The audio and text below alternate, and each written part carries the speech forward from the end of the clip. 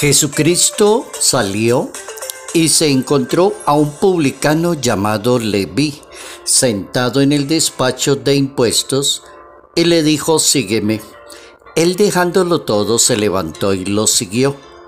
Leví ofreció en su casa un gran banquete. Había un buen número de publicanos y de otros que estaban a la mesa. Los fariseos y los escribas murmuraban diciendo: ¿por qué comen y beben con los publicanos y pecadores? Jesucristo contestó: no necesitan médico los que están sanos, sino los que están enfermos. No he venido a llamar a los justos, sino a los pecadores. Evangelio según San Lucas, capítulo 5, versos 27 al 32.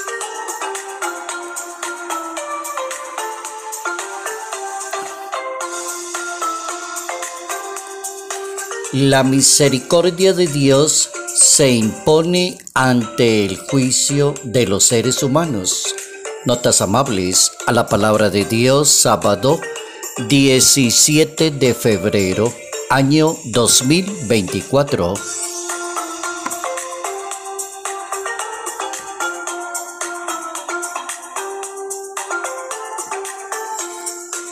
Hoy recordamos a los 7 santos fundadores de los siervos de María Santísima. Orden de los siervos de María. 7 jovencitos que llegaron a la conclusión que podían hacer algo por la historia de la humanidad, servirle a los pobres, a los hambrientos, a los necesitados, pero necesitaban organizarse como comunidad. Y allí, en el siglo XIII, que le pertenece a esa época italiana, en la época de Firenze, que es la Florencia, hoy en día es parte de Italia, decidieron abandonar las riquezas para entregar sus vidas al servicio de Cristo y del Evangelio.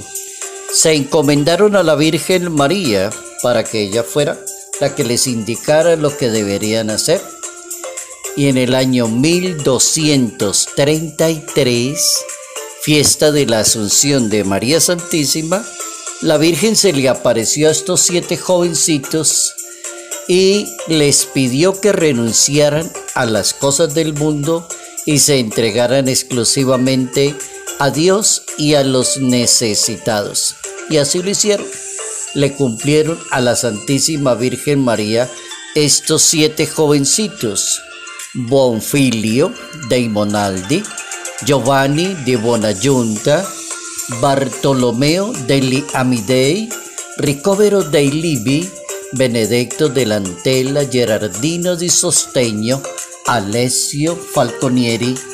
Esos jovencitos repartieron su dinero entre los pobres y se retiraron a un monte Cenario cerca de Firenze a orar y a cumplir con la penitencia. Construyeron allí una ermita, vivieron austeramente, todo por hacer algo por los demás, y organizaron la fundación que se llama Orden Religiosa de los Siervos de María.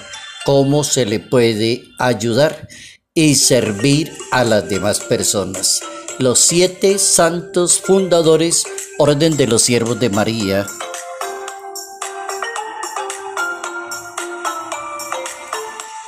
La misericordia de Dios se impone ante el juicio de los seres humanos. Hay como 2 maneras de pensar en la historia de la humanidad: la manera como piensa Dios y la manera como piensan muchos seres humanos. La manera como piensa Dios, misericordia. La manera como piensan desafortunadamente muchísimos seres humanos, juicio imprecativo en contra de los demás seres humanos. Ha habido como esos 2 momentos en la historia, y Jesucristo tiene una buena cantidad de citas en la Santa Biblia como quiere decirle a la humanidad que ese no es el camino. El camino no es juzgar, acabar con la vida de otra persona, demolerla, que todo el mundo lo sepa, publicarla en las redes sociales, contarle a todo el mundo. El ser humano parece que se satisface con algo muy bajo como es dañarle la dignidad a otro. Los escribas y los fariseos preguntan a los discípulos por qué comen y beben con publicanos y pecadores. Entonces el mal es bien antiguo en la historia de la humanidad. Ya estos dos grupitos eran los encargados de acabarle con la vida de los demás, fariseos y escribas. Y Jesucristo tiene la respuesta.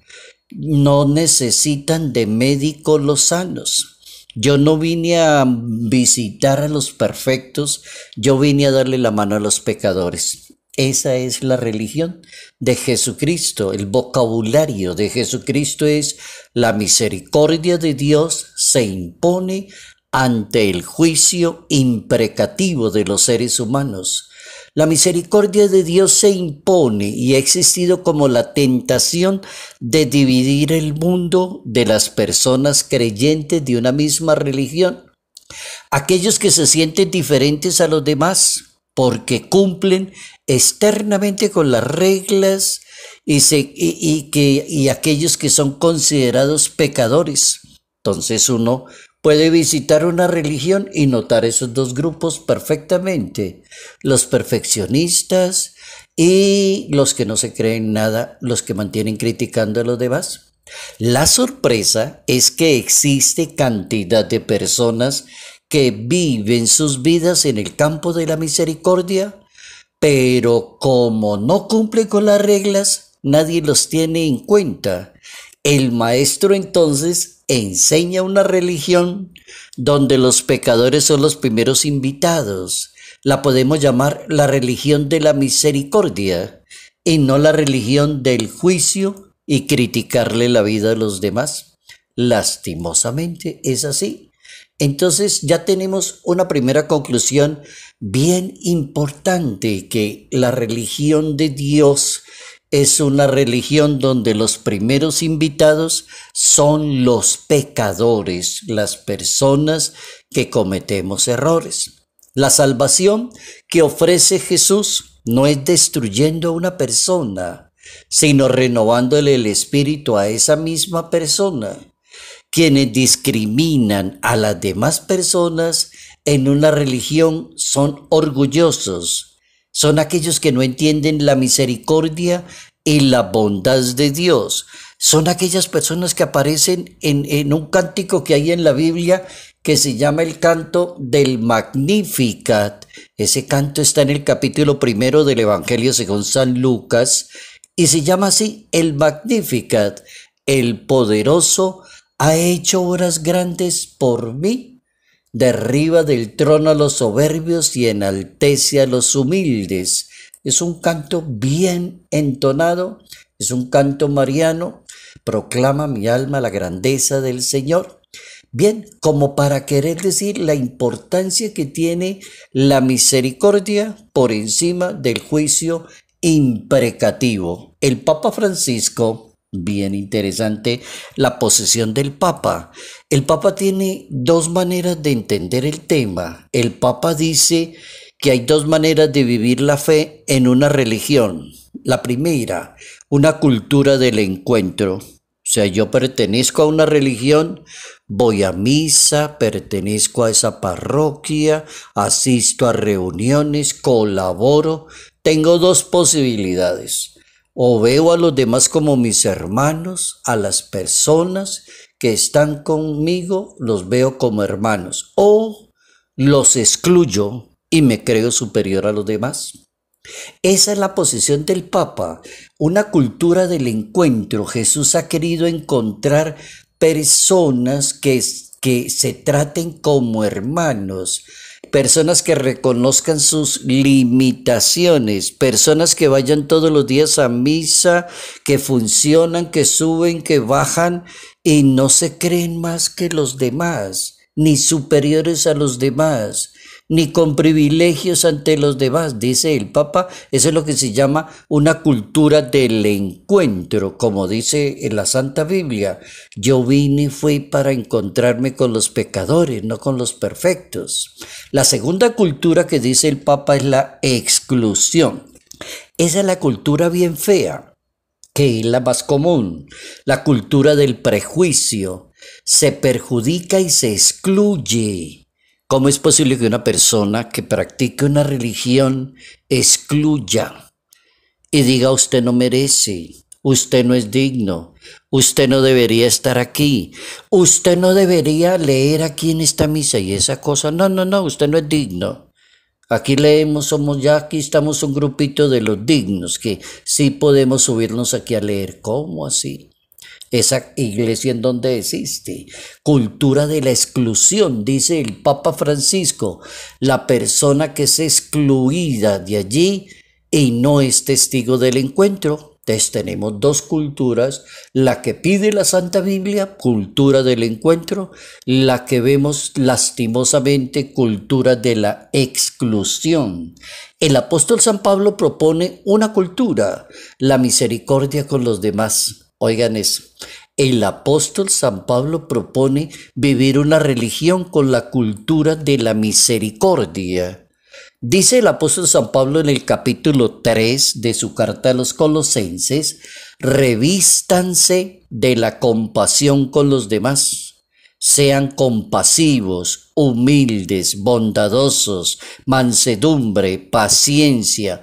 Por encima de todo, lleven siempre puesto el cinturón de amor y caridad con los demás. Yo creo que con eso sería suficiente. Imagínense esa cita bíblica puesta allá en la puerta de un templo parroquial, donde todo el mundo ingresa al templo. Revista si usted sea un excelente católico: humildad, sencillez, mansedumbre, paciencia, bondad, cultura del encuentro. Hoy hemos aprendido una cultura del encuentro. La misericordia de Dios se impone ante el juicio imprecativo de muchos seres humanos.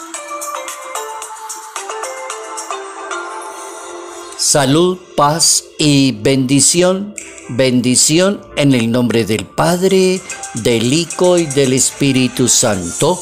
Padre Jairo Yate Ramírez, Arquidiócesis de Ibagué.